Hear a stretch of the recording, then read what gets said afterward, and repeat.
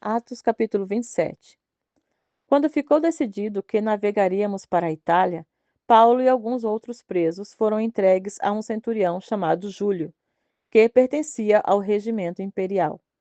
Embarcamos no navio Adramítio, que estava de partida para alguns lugares da província da Ásia, e saímos ao mar, estando conosco Aristarco, um macedônio de Tessalônica. No dia seguinte, ancoramos em Sidom, e Júlio, num gesto de bondade para com Paulo, permitiu-lhe que fosse ao encontro de seus amigos, para que estes suprissem as suas necessidades. Quando partimos de lá, passamos ao norte de Chipre, porque os ventos nos eram contrários. Tendo atravessado o mar aberto ao longo da Cilícia e da Panfilha, encontramos em Mirra, na Cilícia.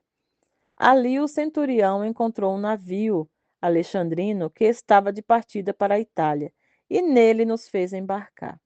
Navegamos vagarosamente por muitos dias, e tivemos dificuldade para chegar a Cnido, que não sendo possível prosseguir em nossa rota, devido aos ventos contrários, navegamos ao sul de Creta, defronte a Salmona.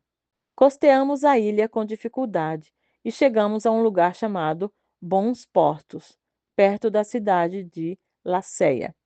Tínhamos perdido muito tempo e agora a navegação se tornara perigosa, pois já havia passado o jejum.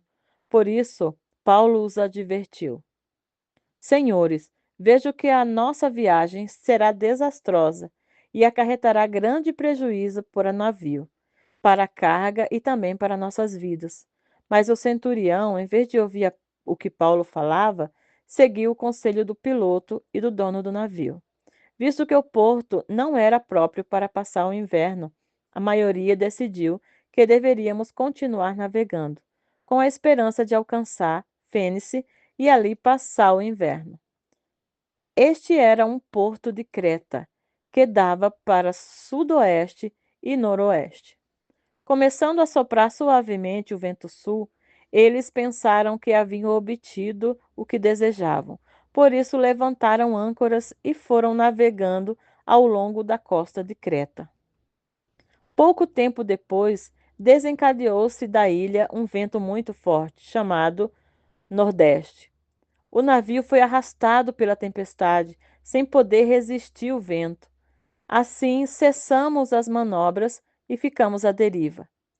Passando o sul de uma pequena ilha chamada Clauda, foi com dificuldade que conseguimos recolher o barco salva-vidas. Levantando-o, lançaram mão de todos os meios para reforçar o navio com cordas e, temendo que ele encalhasse nos bancos de areia de Sirte, baixaram as velas e deixaram o navio à deriva. No dia seguinte, sendo violentamente castigado pela tempestade, começaram a lançar fora a carga. No terceiro dia, lançaram fora com as próprias mãos as amarrações do navio. Não aparecendo nem sol nem estrelas por muitos dias e continuando a abater-se sobre nós grande tempestade, finalmente perdemos toda a esperança de salvamento. Visto que os homens tinham passado muito tempo sem comer, Paulo levantou-se diante deles e disse: Os senhores deviam ter aceitado o meu conselho e não partir de Creta, pois assim teriam evitado este dano e prejuízo. Mas agora recomendo-lhes que tenham coragem, pois nenhum de vocês perderá a vida, apenas o navio será destruído. Pois ontem à noite apareceu-me um anjo de Deus, a quem pertenço e a quem adoro, dizendo-me: Paulo, não tenha medo. É preciso que você compareça perante César. Deus, por sua graça, deu-lhe a vida de todos os que estão navegando com você. Assim tenham ânimo, senhores. Creio em Deus que acontecerá do modo como me foi dito. Devemos ser arrastados para alguma ilha. Na 14ª noite, ainda estávamos sendo levados de um lado para o outro no mar Adriático, quando por volta da meia-noite, os marinheiros imaginaram que estávamos próximo à terra. Lançando a sonda, verificaram que a profundeza era de 37 metros. Pouco tempo depois, lançaram novamente a sonda e encontraram 27 metros. Temendo que fôssemos jogados contra as pedras, lançaram 4 âncoras da popa e fazia preces para que amanhecesse o dia. Tentando escapar do navio, os marinheiros baixaram o barco salva-vidas ao mar, a pretexto de lançar âncoras da proa. Então Paulo disse ao centurião e aos soldados: Se estes homens não ficarem no navio, vocês não poderão salvar-se. Com isso, os soldados cortaram as cordas que prendiam o barco salva-vidas e o deixaram cair. Pouco antes do amanhecer, Paulo insistia que todos se alimentassem, dizendo: Hoje faz 14 dias que vocês têm estado em vigília constante, sem nada comer. Agora, eu os aconselho a comerem algo, pois só assim poderão sobreviver. Nenhum de vocês perderá um fio de cabelo sequer. Tendo dito isso, tomou pão e deu graças a Deus diante de todos. Então o partiu e começou a comer. Todos se reanimaram e também comeram algo. Estavam a bordo 276 pessoas. Depois de terem comido, até ficarem satisfeitos, aliviaram o peso do navio, atirando todo o trigo ao mar. Quando amanheceu, não reconheceram a terra, mas viram uma enseada com uma praia, para onde decidiram reconduzir o navio, se fosse possível.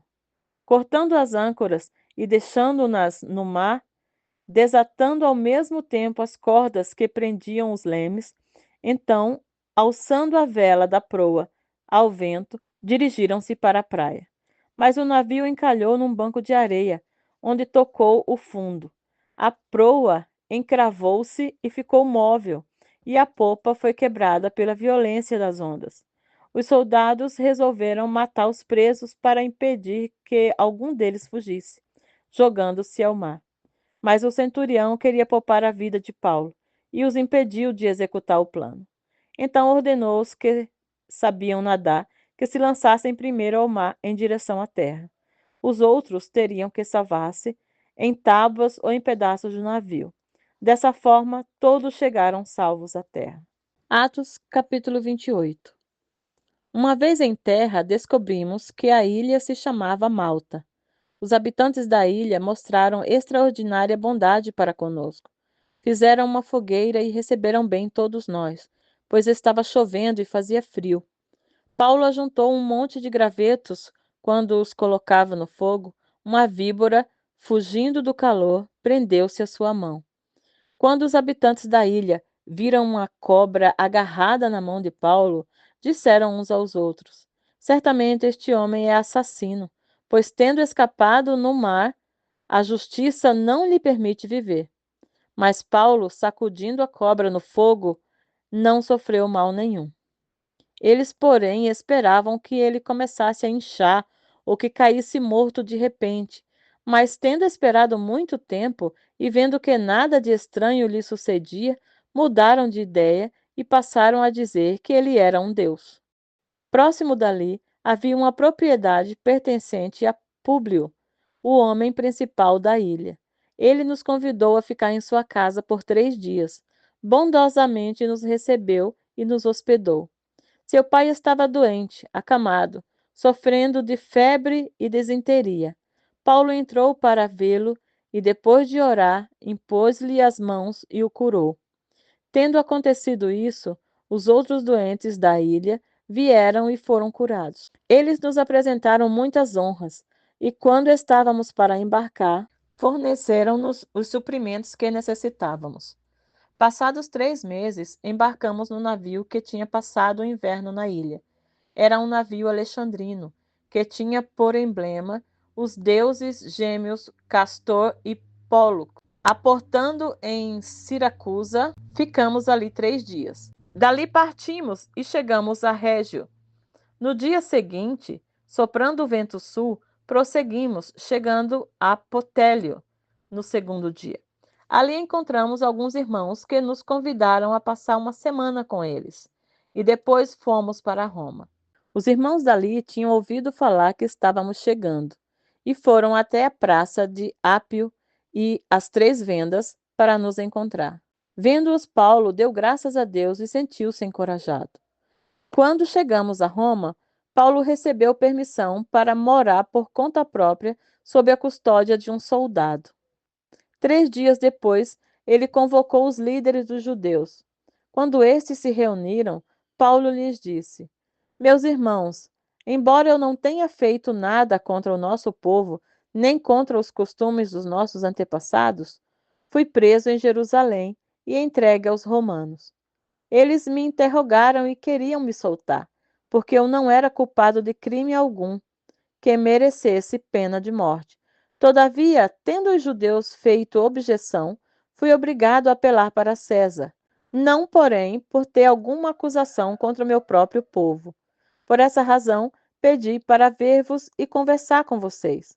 Por causa da esperança de Israel, é que estou preso com essas algemas. Eles responderam: Não recebemos nenhuma carta da Judéia a seu respeito, e nenhum dos irmãos que vieram de lá relatou ou disse qualquer coisa de mal contra você.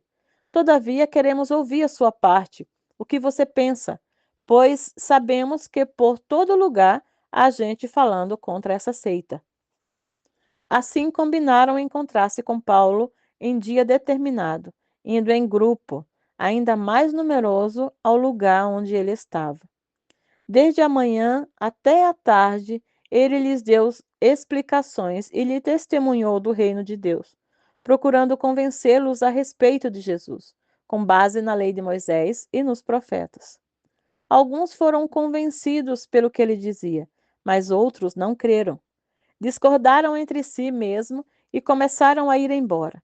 Depois de Paulo ter feito a declaração final, bem que o Espírito Santo falou aos seus antepassados por meio dos profetas Isaías: Vá a este povo e diga: Ainda que estejam sempre ouvindo, vocês nunca entenderão. Ainda que estejam sempre vendo, jamais perceberão. Pois o coração desse povo se tornou insensível.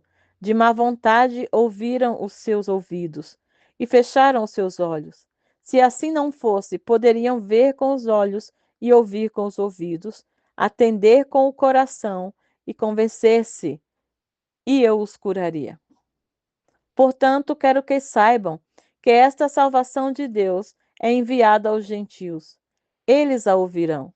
Depois que ele disse isso, os judeus se retiraram, discutindo intensamente sobre si. Por 2 anos inteiros, Paulo permaneceu na casa que havia alugado e recebia todos os que iam vê-lo.